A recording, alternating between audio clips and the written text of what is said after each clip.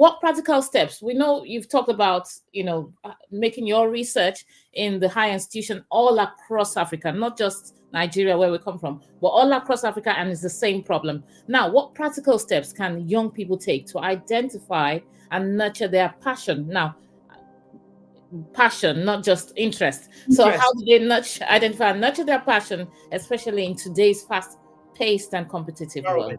Very good point you made. That's a really powerful comment. So obviously, the first premise is try and get your interest into some sense of a passion. So, and it's very simple. Just start. Okay. So a hobby, and this is where the trouble is. A hobby is something you do for yourself. I want to break it down. A hobby is something that brings you satisfaction. Okay, brings you and joy. It's nice. For something to be a true passion, if you find out underlying it is a reversal of interest and value, you are not the person gaining the value ultimately once you transition it from an interest to a passion. Does that make sense? Yeah. Okay. A passion is all that's getting value, is what fuels it continuing. Because you see the impact it's making on others, and you go, I'll do it again. I'll do it again. Now you're figuring new ways of doing it continuously because it's impacting more. And the beautiful thing is this: the more impact you create on others, the more the potential for remuneration. I will only pay you if I am impacted. So as long as it remains an interest and hobby and never moves to a passion, you will never understand the potential for what? For career. So this is where career comes in. So the career element of a passion is tied to the exchange of value. Where I'm doing this thing, I mean, I love it. That's my own value. I'm getting paid for it. But the initial premise is so others get a benefit. Yeah. That's what all careers are fundamentally based on. So how can young people kind of enhance this? How can young people grow their passion, especially in a very busy, fast-paced world? It's very simple. Basic point. Number one, look for every opportunity to do it. Even if it means you volunteering to do it and not getting paid.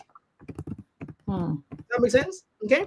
Because what you're doing is you are looking for systematic ways. So I'll give an example. Your passion is drawing. You can draw until you fall down. But every drawing you do at home is you draw this beautiful painting and you keep it. You have piles and piles of painting you've drawn. You love it. Try something different next time.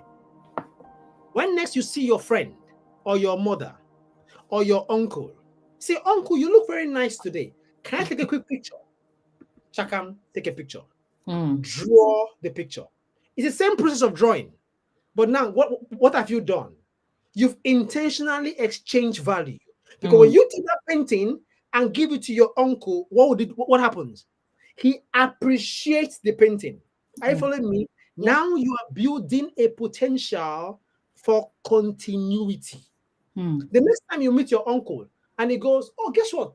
By the way, nephew, I am having my 60th birthday. I would like a special drawing. What do you say?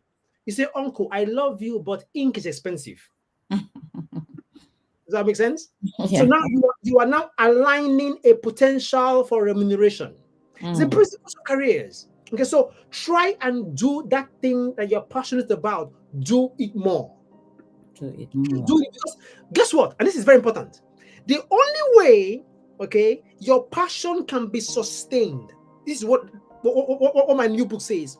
If it becomes a professional position, okay, that means you are putting structure around the passion. Okay, you do the passion and you share it. So that means in a virtual busy world, when you are do anything you're passionate about, let people know about it. Use Facebook, use LinkedIn. Say, I just finished drawing. Look at this. Even if you're an engineer in the office, but you love drawing, when you draw a nice painting, put it on Facebook. Say, check out my new painting. What you're doing is you are creating a background, an environment. It's like what you call like a gasoline environment. Okay, so let people know about it. Very few people do their hobbies and let others know about it because your hobbies is for you, but not your passion. Make it known. That's number one. Number two, find somebody. This is important, actually crucial, who is already doing it so well. Well, you can tell this thing I love doing. There is somebody who has done it and is already at a high level in it, and start following them. So find a mentor, find a coach, an expert who has done it, and they've done it to the point where that passion you are still in the beginning process. They've done it to the point where it has become their professional position. That's the next step, because when you follow them, there is a way seeing somebody do what you want to do. There's a way it pulls fuel in your fire. Make sense? Sure. Number three, study it. And this is a big mistake many people make. Because you're passionate about something doesn't mean you know enough about it. I just told you now that I've never actually used Restream before. Restream, yeah. Did you know Restream 4 years ago, Auntie Bumi? During COVID. That's my point. So you learned Restream. Why? Because it's a tool to do what I love to do. You had to learn Restream. Look for new ways and more innovative ways of getting better at doing this passionate thing you love and also sharing it. Most people have a passion, but they never get better at it. It's a passion. If I ask somebody now, I remember in one of my courses, I'll say, so that thing you're passionate about, which course have you done on it? People will go, but it's my passion. I said, do a simple experiment. Go on Google. There is something on everybody's phone called Google that most young people don't know how to use for the right reason. They will spend hours on TikTok watching videos that doesn't concern them.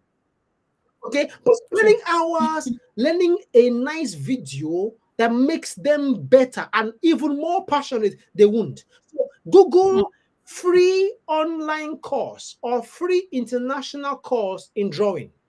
You'll be amazed. It doesn't, this world is big with too much information. It doesn't matter what your passion is. There is a course out there. There is a webinar, a workshop. Somebody is organizing something to learn have a bit more knowledge about that passion, because it improves your capacity for which tools you can make you better, which is my daughter. Our passion is drawing. But guess what? She will walk into the room and say, Dad, I have to buy a new pen or a new pencil. I say, how much is this pencil? She says, 20 pounds. I said, kilo day. 20 pounds in Naira. If you multiply, how much is it, Auntie Bumi? It's 40,000 Naira. That would buy a pencil for a whole village. But why is that important? Because for her to get better at what she's already passionate about, she's learning new tools, new resources. Are you following me? Of making better. But so try and always put yourself in an environment where you learn better at it. The next point, volunteer in your passion. Look for people who want what you have. Do it for free if you have to. Okay? That's how the practical steps of nurturing your passion. It's a principle of fueling your fire for it to remain extravagant.